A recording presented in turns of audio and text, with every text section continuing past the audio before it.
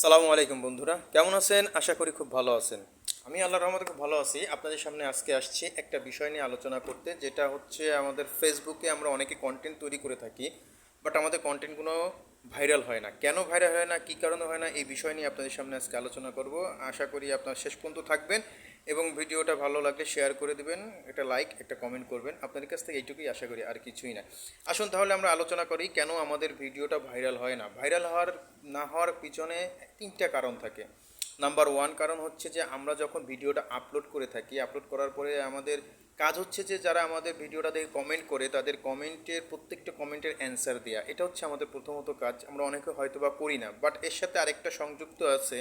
আমরা অবশ্যই কমেন্টের অ্যান্সার দিব এবং কমেন্ট অ্যান্সার করার সময় দেখবেন যে আপনি আপনার ভিডিওটা অটোমেটিক প্লে হয়ে যাচ্ছে, বা তখন ফেসবুক অ্যালগোরিদম মনে করতেছে যে আমরা নিজের ভিডিও নিজে বারবার দেখতেছি।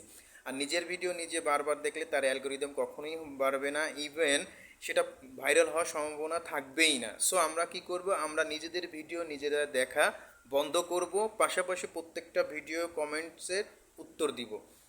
এবং এটা কিভাবে বন্ধ করব, এটা বন্ধ করব হচ্ছে আমরা অটো প্লে অপশন আছে ফেসবুকে সেটিংসে, এটা নিয়ে আমি আপনাদেরকে একটা ভিডিও দিব, এটা দেখবেন।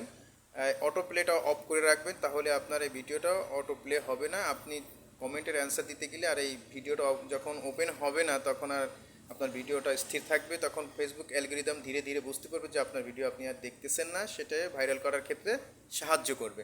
আসে নাম্বার দুই হচ্ছে যে আমরা কি করি, ভিডিওটা আপলোড করি, সুন্দর কন্টেন্ট তৈরি করি, সাউন্ড কোয়ালিটি ভালো করি। হয়তো বা আমার সাউন্ড কোয়ালিটি এখন ভালো আসতেছে না, কারণ আমার এটা নষ্ট হয়ে গিয়েছে, বিধায় আমি এখন ডিরেক্টলি আর কি রেকর্ড করতেছি, যার কারণে সাউন্ড কোয়ালিটিটা হয়তো বা একটু খারাপ হইতে পারে। এর জন্য আমি আন্তরিকভাবে দুঃখ প্রকাশ করছি।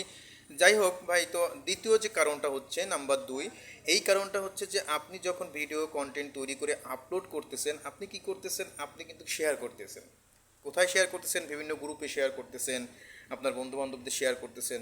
বাট এই জিনিসটা করা একান্তই উচিত না ভাই। আমরা কখনোই এই কাজগুলো করব না, কারণ যখন আপনি হয়তো চিন্তা করতে পারেন কেন ফেসবুক তো শেয়ার করার অপশন দিয়ে রাখছে। হ্যাঁ, অবশ্যই দিয়ে রাখছে, তার মানে এই না যে আপনাকে সব জায়গায় আপনি তিনটে কাজে শেয়ার করতে পারবেন।